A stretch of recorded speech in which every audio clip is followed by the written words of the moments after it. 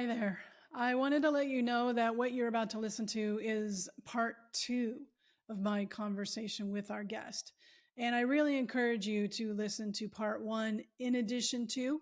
It can be in a different order, but make sure that you get the whole conversation. The conversation was so rich that we needed to split it up into two episodes. So take a listen, make sure you catch the first part, and enjoy. I think that I'm putting out a podcast journal, and y'all need to have written everything that Mercy just shared right there and apply it to, the way to really honor someone is to actually honor their work by doing it, like listening and putting it into action. Putting it into action. Apply the learning, that's what we say. Another thing that we have a lot of idioms at the Narrative Project, but apply the learning is one of those idioms. It's, right, not rushed is another one, but apply the learning. Once you figured it out, it is unjust to move forward through life without applying that learning. Yeah, absolutely. So I want to switch to, something that's been going on, especially since the beginning of 2024, when just like all of January, it felt like in 2024, the year started with headline after headline after headline of DEI needs to DIE, and organizations are backing off of DEI, and we've been seeing this percolate, especially since the summer of 2020, with the woke and co-opting that from the Black community and using it as a pejorative and weaponizing it right back out, and so there's a lot of this rhetoric and narrative, dare I say, around DEI. And in January, I put together a really quick panel, and we did this whole thing about how DEI needs a comms plan. Yeah. The work itself, like, yes, there's DEI within organizations, but it's like just the work itself. It needs a comms team, and it needs a comms plan. And absolutely. So we deconstructed that and talked that through. With your expertise around narratives and who controls it, who's making it, I think of Willie James Jennings and a talk that I got to see him do. He's a Yale professor. And one of the questions he said at the end of his talk was, whose story are you a part of? And that's really stuck with me, clearly, because I keep repeating it. But I relate that to this whole battle of the narrative around diversity, equity, and inclusion, what it actually is, who it actually benefits, what is it, what the work really is. And when we get caught up in terminology and narrative, that's when we can ask that question, like, well, whose story are we a part of?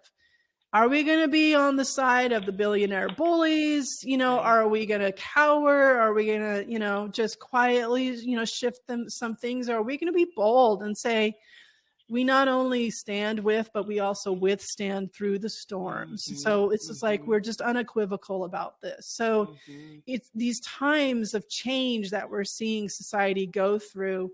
It's really sharpening our character. It's really showing who's got the chops to be actual leaders. And so, but especially from a communication standpoint, who are those communication leaders who are helping define and clarify and provide that compelling vision and story about what DEI actually is in the midst of all this battle over what DEI is in the narrative and weaponizing it. So I'd love your take from a narrative process, of like, so what do we do with this, Mercy? Yeah. The backlash on DEI that we've seen as of late gives me a lot of hope. And here's why. I think of the Fugitive Slave Act, right? I think of the Fugitive Slave Act because it was slavery's last stand after seeing, decades of,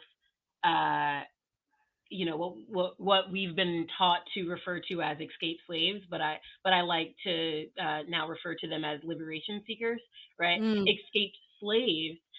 Liberation seekers, we at this point in the the mid 1800s, we're talking about 1850, right before the war, we start to see the passage of the Fugitive Slave Act, and it is in response to liberation seekers getting their freedom, right? And droves of enslaved people leaving the plantations of the South, moving from the North, and not just settling in the North, but instead going all the way up to Canada. And so what we see in response to this huge wave, and not just this wave from Black people, but a huge investment in liberation seeking and abolishment from white people, right? Suddenly there's a movement of abolitionists that don't just include, right, Blacks and Natives, but instead also include, and perhaps most impactfully for the time, white mothers, white women, white men, right, who are investing into this movement. So when you start to see sentiments change towards softening towards race, the right responds with their biggest swing, and at that time it was the Fugitive Slave Act, which said that if you come across a Black person who you suspect of escaping their plantation, whether they're in the North or any, right, you have an obligation to return them to their plantation. It was the most brutal legislation up until the point, because effectively up until that point, if you were lucky enough to, forge your own freedom in the North, you got to stay there. That was the promised land. If you reached Connecticut, if you passed the Mason-Dixon, you got your freedom. Now it's said, actually, the North is not a safe place. The North is not a safe place. You can't stop in Connecticut. You can't stop in New York or New Hampshire. You have to go all the way to Canada. You have to escape this country. So the reason I see the backlash towards DEI as hopeful now is because there's always a last stand. When you are making progress, the right has to respond with their biggest hit yet. And unfortunately, what we're seeing now is uninventive. DEI must die. DIE. It's uninventive. It's saying it's Elon Musk saying that the reason for Alaska Airlines door malfunction is DEI. That's a huge jump. We can't make it make sense, because what you are no longer veiling your racism, right? It means that well-meaning white folk can't look to that rhetoric and say, oh, I believe in that, right? Well-meaning white folk will look to this narrative and say, wait, are you saying that that there aren't any Black or brown people who are qualified to be pilots, that are qualified to be CEO? You're saying there aren't any? That is thinly veiled, not unveiled racism. And so now it forces a white population to decide, am I a bigot? Suddenly, am I a bigot? So I think it'll backfire on the individuals who are utilizing DEI or woke language and weaponizing it back against the movement. I think it'll backfire because, there's an entire group. I think of my in-laws who are from Wyoming, Colorado, and Montana. And I use that as a bit of a dog whistle because Wyoming is where they make white people, and and then they ship them out to different places, right? And so my in-laws are white folk who are hardworking individuals, and who, when confronted with really bigoted language, aren't going to side with a right political wing that can use bigoted language to try to reach out to them. They're going to say, all right, maybe I don't see color, but right, well-meaning white folk don't see color, right? Of course. Maybe I don't see color, but I can actually see through your thinly veiled racism. And I can actually say that my daughter-in-law this, or, not even my daughter-in-law, the person that comes to my church is X, and a hardworking person just like I am. And if you're saying that he's not qualified, then I must not be qualified, and I can see right through that. And so I think it's going to backfire. I think that people who are on the fence when it comes to racial dynamics will start to lean more left because they don't see themselves as bigots. They can't see themselves as outright racist, and it'll backfire for that reason. Yeah, I completely agree. There's a lot of room for people to be like, no, the civility invitation is even more wide open now. And Exactly. and to your point of of the the Fugitive Slave Act, that kind of desperation to pit communities against each other has been replicated to this day. If you think of transgender laws. Transgender laws. Okay, yeah. So you have to tell on somebody else who's looking to, seeking an abortion or leaving the state, or you're to tell them. And for transgender rights to live, teachers are supposed to turn in, or parents, it's turn in parents or turn in students and not use their pronouns, etc. So there's this law, this idea of putting laws in place where we turn on each other, and the fear of, if I don't, it's also like interracial marriage as well. So it's just like there's just this playbook that continues to show up over, and if history has taught us accurate history. And so the more and more we can recognize where we are being purposefully pitted against each other. And we're seeing this in the workforce, where there's a lot of commentary that can come out of employees on an internal, messaging dashboards and whatnot, Yammer, Slack, whatever it may be. We're seeing this division, which throughout the year of 2024 is likely going to increase as we get closer to the presidential election. Absolutely. So if we're not preparing our cultures for this and recognizing that each other, your colleagues, melanated, straight, gay, women, with disabilities, we are not each other's enemies. Right. We are not the enemy. And we cannot the gig is up. We're not falling for that. And so seeing through these purposeful constructs to pit us against each other based on fear, when it is not serving anyone, it's actually increasing fear. We just can't stand for it. We can't stand for it. Uphold it. And I think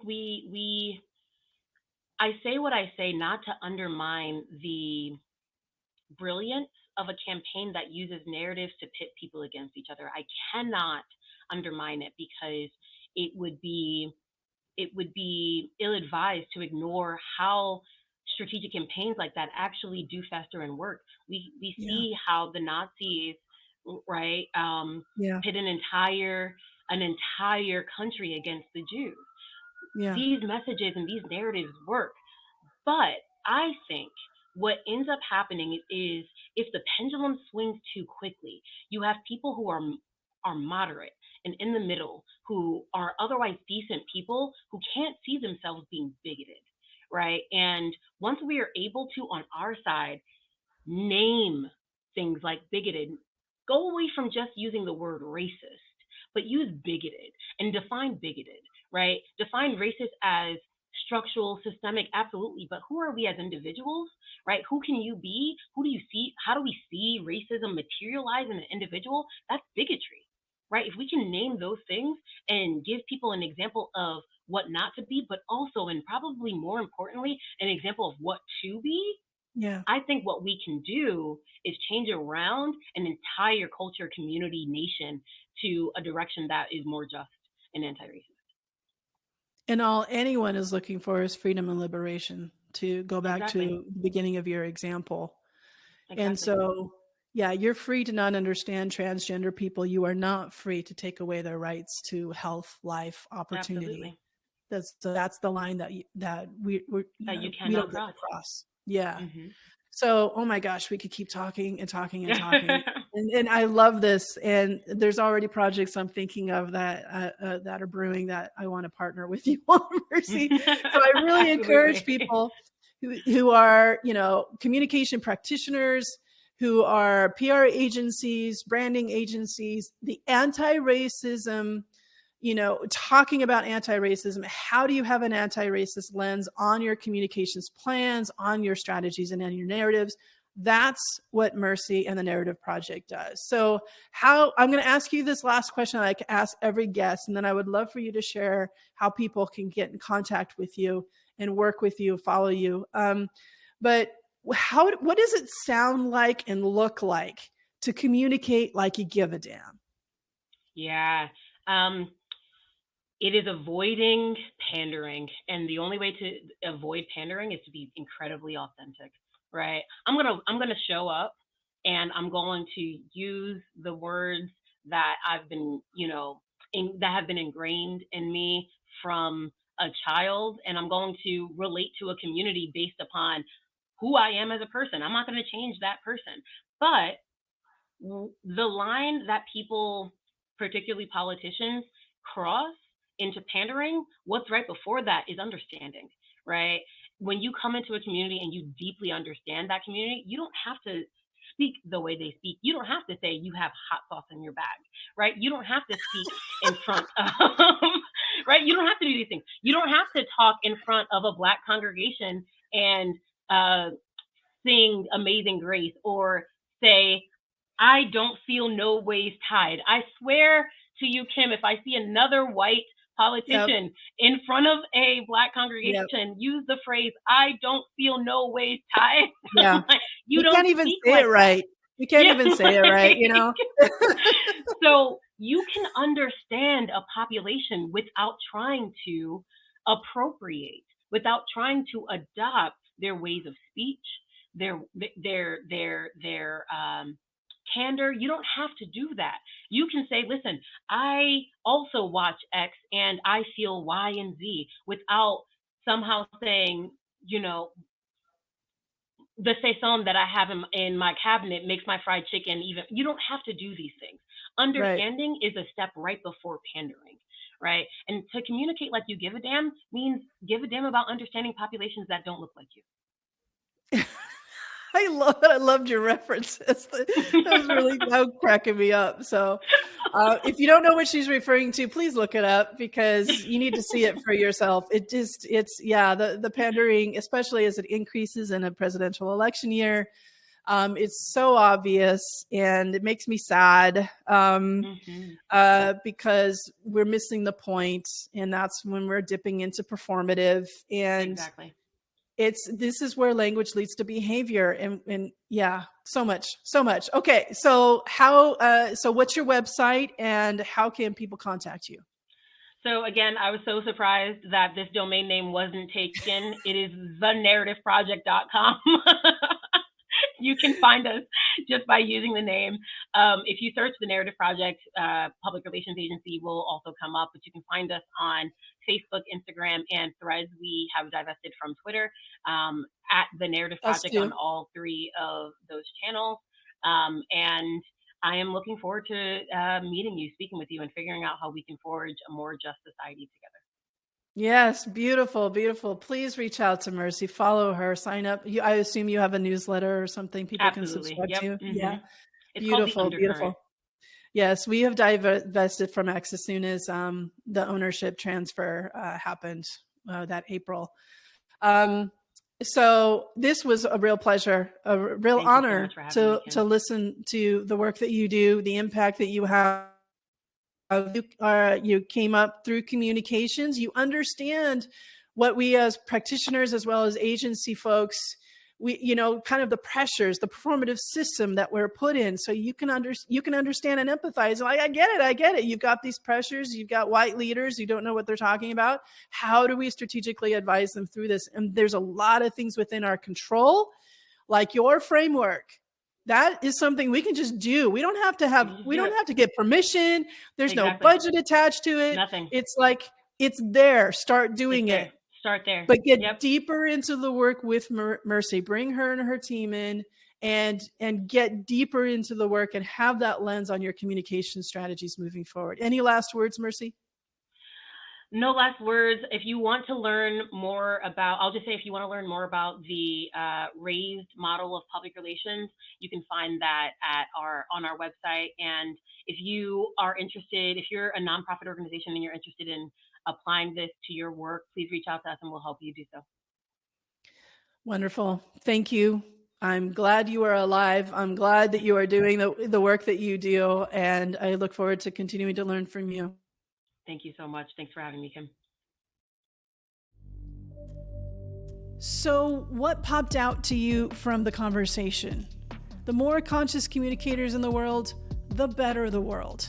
So go to communicatelikeyougiveadamnpodcast.com and set up a one-on-one strategy session. And until next time, let's keep taking care of each other.